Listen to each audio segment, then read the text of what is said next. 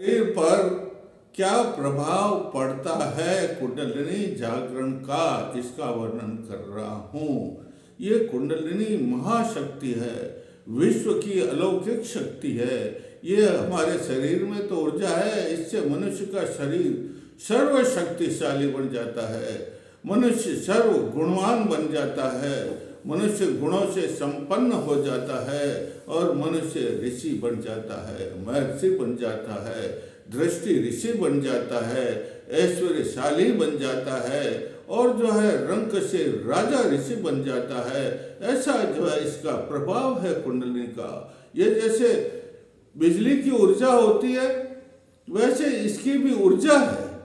ये सारे शरीर में अंग अंग में जब प्रवेश करती है तो सब सारे शरीर जो है निष्क्रिय से, ये शरीर निष्क्रिय हो जाता। पहले निष्क्रिय, जब कुंडली जागरण की क्रिया नहीं करते तो ये शरीर निष्क्रिय रहता है, लेकिन जब कुंडली जागरण की साधना करते हैं तो ये शरीर पूरा सक्रिय हो जाता है, क्रियावान हो जाता है, प्रभावान हो जाता है। इसकी प्रभा इतनी फैलती है कि शरीर से 4 अंगुल जो है ये चारों ओर ये इसका प्रभा मंडल फैल जाता है। ये कुंडलिनी मूलाधार के अंदर जो स्वयंभूलिंग है उस स्वयंभूलिंग के 3.5 फेरे खेकर ये रहती है, इसलिए सुप्त रहती। लेकिन जब इसको जगाते हैं तब ये जागती है और प्राणाग्नि से, कौन सी अग्नि से? प्राणाग्नि से, ऊर्जा से शक्ति लगा करके 49,000 पवन को इकट्ठा करके और शक्ति लगा कर जोर से हुंकार हम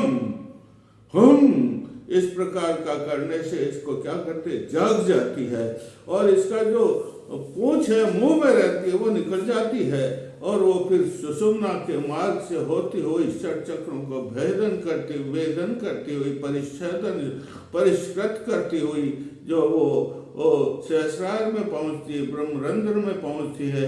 कहते हैं कि ब्रह्मरंध्र में ब्रह्म का निवास है, ब्रह्मरंध्र में शिव का निवास है। वहां जाकर के शिव से मिलन करती है और शिव से मिलन करने से इतने प्रसन्न होती है, इतनी मुदित होती है जिसका शास्त्रों में वर्णन नहीं किया जा सकता है। भगवान शंकराचार्य ने सौंदर्य लहरी के अंदर इसका जबरदस्त वर्णन किया है। आपको सौंदर्य लहरी भी पढ़ना चाहिए। रामानुजाचार्य ने भी इसका बहुत सुंदर वर्णन किया है, उसको पढ़ना चाहिए आपको। सिद्धि साधना अगर आप करोगे तो आपकी भी कुंडली जागरण हो जाएगी, आपकी ऋषि बन जाओगे, महर्षि बन जाओगे, साधक बन जाओगे, महान ज्ञानवान बन जाओगे, महान प्रज्ञावान बन जाओगे, महान मनीषी बन जाओगे। आप में सद्बुद्धि प्रकट हो जाएगी और सद्बुद्धि प्रकट होकर के चित्तवृत्तियां जितनी है, प्रमाण, विप्रव्यय, विकल्प, स्मृति, निद्रा और उनके भी अलग अलग भाग हैं जिससे हमारे शरीर की आत्मा ढकी हुई है।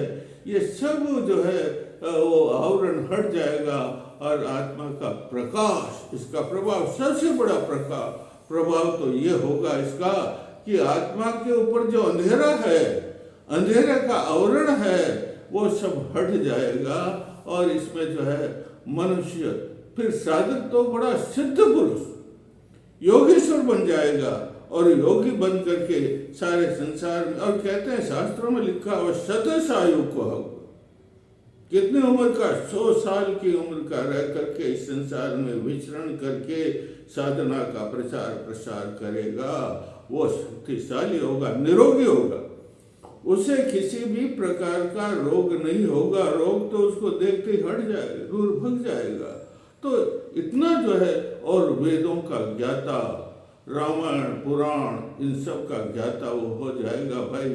उसको विवेक समाधि लग जाएगी, वो उसको ज्ञाता, ज्ञान, ये इसकी त्रिपुटी लग जाती। ज्ञाता का मतलब मैं सब कुछ जानता, ये सब ग्रहण कर सकता हूँ कुंडली के प्रभाव से। किसके प्रभाव से? कुंडली के प्रभाव से। शास्त्रों में जितने तत्व हैं उनको मैं ग्रहण कर सकता हूँ। ज्ञाता, ये इसको त्रिपुटी कहते हैं, ये लग जाती है उसके प्रभाव से। ये गुण है ना, सत्व तम रज, ये गुण भी क्या हो जाते हैं, विनष्ट हो जाते हैं। ये सब कुंडली का प्रभाव। किसका प्रभाव है? कुंडली के प्रभाव से। ऐसा लिखा हुआ है भाई। जैसे उदाहरण देता हूं मैं, कुंडली क्या है मैं ये भी बता देता हूं संक्षिप्त में। जैसे केला है, उस केले के छिलके को निकालते हैं, फिर अंदर छिलका, फिर अंदर छिलका, फिर अंदर छिलका निकलता है। उस प्रकार इसमें जैसे टुकड़ा है, ढेला है मिट्टी का, उस ढेले को फोड़ते हैं, तोड़ते हैं, तो उसमें से छोटे से छोटा जो स्थूल से स्थूल जो है, उसके नीचे सूक्ष्म जो कण है उसको परमाणु कहते हैं। उस परमाणु को भी तोड़ते हैं तो इसमें जो है इलेक्ट्रॉन निकलता है, और उस इलेक्ट्रॉन को भी तोड़ते हैं तो उसमें न्यूट्रॉन निकलता है, और न्यूट्रॉन से भी तोड़ते हैं तो उसमें प्रोटॉन निकलता है। वो इतना शक्तिशाली प्रोटॉन होता है कि वो बड़े बड़े पहाड़ को भस्मीभूत कर सकता है। इसी प्रकार हमारे कुंडली में भी 17 स्तर होते हैं। उन स्तरों को जब साधक पार करता है तो उसमें इतनी शक्ति आ जाती है, इतना वह धैर्यवान, बलवान, शक्तिवान बन जाता है, जिसका शास्त्रों में वर्णन है कि भाई वो तो सिद्ध पुरुष होता है, वो तो ब्रह्म पुरुष बन जाता है, ब्रह्म बन जाता है। ऐसी ऐसी साधना है। ये कुंडली का स्थान मूलाधार में भी है। मूलाधार में प्रसुप्त रहती है। प्रसुप्त का मतलब सोई हुई। ये जो स्वयंभू लिंग है, इसके 3.5 फेरे खा करके बिल्कुल सोई हुई रहती है, और अपनी पूंछ को मुख में रखती है। जब ऊर्जा का धक्का लगता है, प्राणों का धक्का लगता है, प्राणाग्नि जिसे कहती है, 13 प्रकार की प्राणाग्नि होती है। कितने प्रकार की? 13 प्रकार की प्राणाग्नि, 49 प्रकार का पवन। जब इसका धक्का लगता हुंकार से, कैसे हम इसका धक्का लगता तो एकदम वो क्या करती है, उसका जाग जाती है। जाग करके मुंह में जो पूंछ है वो निकल जाती है, और वो सुषुम्ना में प्रवेश करके भगवान शिव से जाग 6 चक्रों को पार करके 6 स्तर केले बताए ना मैंने, उस प्रकार 6 जो है चक्रों को पार करके सहस्रार में भी ब्रह्मरंध्र में भी वो ब्रह्म विराज, परम ब्रह्म जिसे कहते हैं विराजते हैं, उनसे मिलन करती है, और फिर तुरंत उससे मिलन करके वापस यहाँ पर भी इसको स्थान है, इसको कुल कुंडलिनी कहते हैं। यहाँ जो ब्रह्म है, यहाँ इसके ऊपर स्थान है, इसको यहाँ भी स्थान है, और मूलाधार में आकर के फिर वह आराम करती है, कुंडल मार करके रहती है, इसलिए कुंडलिनी कहते हैं। लेकिन इसका प्रभाव तो इतना है, शास्त्र भरे पड़े। कुंडली जागरण से शरीर पर क्या प्रभाव पड़ता है, इससे तो जो है ये आप हमारे इसको लाइक करें, सब्सक्राइब करें, कमेंट करें, और व्हाट्सएप पर से भी जुड़े हैं।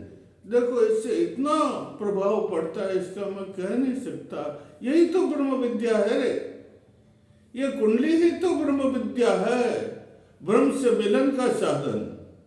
किससे मिलन का साधन? ब्रह्म से मिलन। और इसमें ऐसी शक्ति भाई, जितना ये हमारा स्थूल शरीर है, ये स्थूल शरीर है, उसके बाद में हमारा सूक्ष्म शरीर है, उसके बाद में हमारा कारण शरीर है। ये कुंडलिनी तो स्थूल नहीं, ये तो सूक्ष्म शरीर में रहती, और सूक्ष्म शरीर से जो है सिद्धियों का भंडार। किसका भंडार? सिद्धियों का भंडार जो इसमें सूक्ष्म शरीर में रहता है, उसके द्वार तो इस कुंडलिनी से खुल जाते, वो भंडार सिद्धियों के सब खुल जाते हैं। 9 प्रकार की सिद्धियां हैं, अणिमा, गरिमा, लघिमा, महिमा, दीर्घमा, और यह प्रकार में इसिता है, वसिता है। और इसके अलावा देखो इसका क्या प्रभाव पड़ता है, ये वो कहती है कुंडली स्वयं, अरे वो दूर के संदेश भी सुना देती और निर्देशन भी देती है कि मैं तुम्हारे पीछे खड़ी हूं। कुंडली कहती है, क्या कहती है? तुम घबराओ मत, तुम शुद्ध योगेश्वर होकर के भूमन में भ्रमण करो, मेरा प्रचार करो, मैं तुम्हारे पीछे खड़ी हूँ, वर्ग हस्त दे करके तुम्हारे पीछे खड़ी हूँ, तुम निर्भय हो जाओ। तुम क्या हो जाओ? निर्भय हो जाओ। इस प्रकार कुंडलिनी उसको संदेश देती है, दूर का संदेश भी सुन सकता है, अपना पराया का, और उसका भी पूर्व जन्म का भविष्य भी बता दे। इसका प्रभाव इतना पड़ता है कि पूर्व जन्म में तुम क्या थे, अब कैसे बनोगे और भविष्य में आप कैसे बनोगे, सब कुंडली बता देती है। और सब सुख संपन्न जिसे कहते हैं अष्टमंगल। कितना मंगल है? 8 प्रकार के मंगल हैं, वो अष्टमंगल भी दे देती है। अष्टमंगल और अष्ट ऐश्वर्य है। और नवरत्न जिसे कहते हैं, नवरत्न भी जो है अपने साधक को, देखो उसके प्रभाव से साधक को नवरत्न, अष्ट मंगल, अष्ट ऐश्वर्य, अष्ट सिद्धियां, अष्ट सुख और जो कुछ भी हो सब उसे प्राप्त हो जाता है। ये सब कुंडलिनी का प्रभाव है। किसका प्रभाव है? ये अलौकिक ऊर्जा है हमारे शरीर, जिसमें ब्रह्मांड में जितनी ऊर्जाएं हैं, शास्त्रों में लिखा है यथा ब्रह्मांडे तथा पिंडे। ये ब्रह्मांड में जितनी भी अलौकिक शक्तियां हैं वो सब हमारे इस शरीर में ही है। और वह कुंडली के निश्चय पड़ी रहती है, उसके ऊपर रहस्यों का पर्दा होता है। लेकिन जब हम कुंडली जागरण करते हैं तो रहस्यों का पर्दा हट जाता है और सिद्धियों का भंडार भी खुल जाता है, रहस्यों का भंडार भी खुल जाता है और अतीन्द्रिय शक्ति प्राप्त हो जाती है। अतीन्द्रिय शक्ति इंद्रिया से आगे की जो शक्ति है उसे अतीन्द्रिय शक्ति कहते हैं। क्या कहते हैं? और अतीन्द्रिय शक्ति से प्राप्त होने से वो तो स्वयं गुणवान बन जाता है। वो तो देव स्वरूप, देवोपम जिसे कहते हैं। क्या कहते हैं? देवता के समान गुण जो उसमें हो जाते हैं उसे देवोपम गुण कहते हैं। दिव्य गुण जैसे कहते हैं, दिव्य शक्तियों का भंडार खुल जाता है। और वह स्वयं जो शक्ति ऊपर जब चढ़ती है ना, 6 चक्रों को पार करके यहाँ ब्रह्मरंध्र में आकर ब्रह्म से मिलन करती है, तो ब्रह्मोस्मि, वो ब्रह्म लय हो जाती। क्या हो जाती है? ये ब्रह्म है, यहाँ रखते हैं ब्रह्म, ये ब्रह्मरंध्र कहलाता है। और इस ब्रह्मरंध्र के अंदर किसका निवास है? परम ब्रह्म का। शक्ति का निवास तो यह मूलाधार में, और यहाँ पर आकर किससे मिलती है? 6 चक्रों को पार कर सुषुम्ना में होते हुए किससे मिलती है? परम ब्रह्म से। परम शिव भी कहते हैं इनको। इसमें आकर के वो मिल जाती है, लय हो जाती है। कई शास्त्रों में लिखा हुआ है कि लय होने के बाद में वो वापस जो है सीधी आकर के अपने मूलाधार में स्थित हो जाती है। तो मैं इसका प्रभाव का वर्णन मैंने आज किया है। आदमी इसके साधना से आप जो है ये तीसरा नेत्र भी खुल जाता है। इससे साधना करोगे तो आपका तीसरा नेत्र खुल जाएगा। इस धरती में जो छिपी हुई चीजें वो भी आपको भंडार है, वो भी आपको ये धरती के ऊपर भी अनेक परतें हैं ना, उनके नीचे जो अनेक सिद्धि, अनेक जो है भंडार है ना, वो सब भी आपको प्राप्त हो जाते हैं। आप मेरे चैनल को लाइक करें और सब्सक्राइब करें और कमेंट करें और आप हमारे व्हाट्सएप से भी जुड़ जाएं। ये ब्रह्मोस्मि, इसके प्रभाव से आदमी अहम ब्रह्मास्मि, ये ब्रह्म विद्या ही है। ये कौन सी विद्या?